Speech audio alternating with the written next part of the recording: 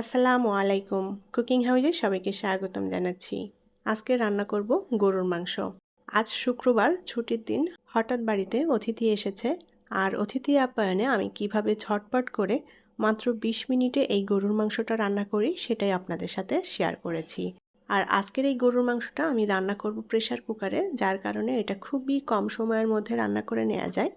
আমাদের প্রত্যেকেরই বাড়িতে কম বেশি হঠাৎ মেহমান চলে আসে, আর হঠাৎ করে মেহমান আসলে তাদেরকে আপ্যায়ন করার জন্য খুব বেশি একটা সময়ও থাকে না, ঝটপট করে রান্না করতে হয়। তো সেই ক্ষেত্রে আমি যেভাবে রান্না করি এই গরুর মাংসটা, সেটাই আপনাদের সাথে শেয়ার করছি।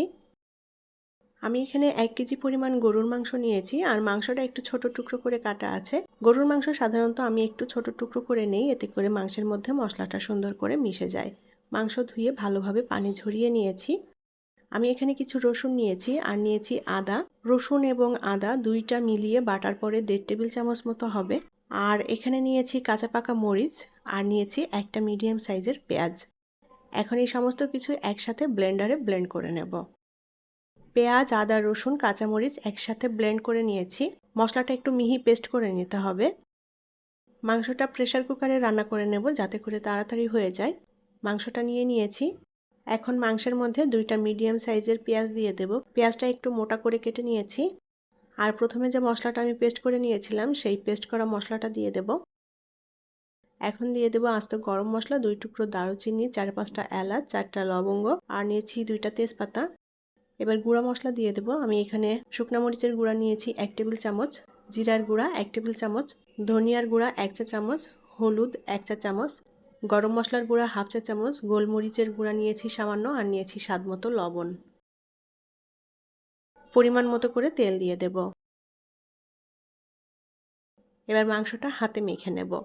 প্রেসার কুকারে মাংসটা একেবারে হাতে মেখে দিলেই তাড়াতাড়ি হয়ে যাবে, আর অনেক সহজ হবে রান্নাটা। মাংসটা খুব ভালোভাবে মেখে নিতে হবে মশলার সাথে, প্রত্যেকটা মাংসে যেন মশলাটা সুন্দর মতো মিশে যায়। মাংস সুন্দর মতো মেখে নিয়েছি মশলা দিয়ে। প্রেসার কুকার আমি চুলায় বসিয়ে দিয়েছি, এখন রান্নাটা করে নেব। মাংসটা আমি ৩-৪ মিনিট প্রথমে কষিয়ে নেব, এতে করে মশলাটা মাংসের সাথে ভালোভাবে মজে যায়।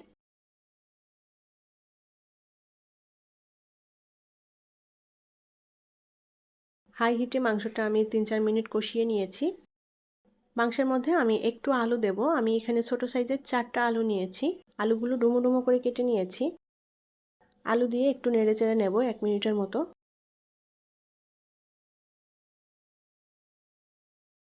আলু দিয়ে আমি মাংসটা 1 মিনিটের মতো কষিয়ে নিয়েছি। এখন পরিমাণ মতো করে ঝোলের পানি দিয়ে দেব। মাংসের ঝোলটা আমি পাতলা রাখবো না, ঘন করব, সেভাবেই পানিটা দিয়েছি। এখন প্রেসার কুকারে ঢাকনা দিয়ে আটকে দেব। এবার হাই হিটে আমি মাংসটা রান্না করে নেব। ঘড়ি ধরে জাস্ট 15 মিনিট আমি মাংসটা রান্না করে নেব। আর এই 15 মিনিটে মাংসটা সুন্দর মতো সেদ্ধ হয়ে যাবে। 15 মিনিট পর আমি চুলাটা বন্ধ করে দিয়েছি। প্রেসার কুকারের সম্পূর্ণ বাষ্পটা আমি বের করে নিয়েছি। ঢাকনাটা খুলে দেব। গরুর মাংসটা রান্না করা হয়ে গিয়েছে। আর মাংসটা খুব সুন্দর মতো সেদ্ধ হয়ে গিয়েছে। মাংসের ঝোলটাও কিন্তু আমি খুব বেশি রাখিনি, এখানে ঘন ঝোল রেখেছি। এখন মাংসটা নামিয়ে আমি ঝটপট পরিবেশন করব। আজকের এই গরুর মাংসটা আমি পোলাওয়ের সাথে পরিবেশন করেছি।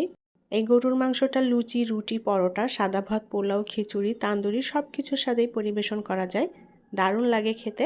পরবর্তী রেসিপি দেখার আমন্ত্রণ জানিয়ে বিদায় নিচ্ছি। আল্লাহ হাফেজ।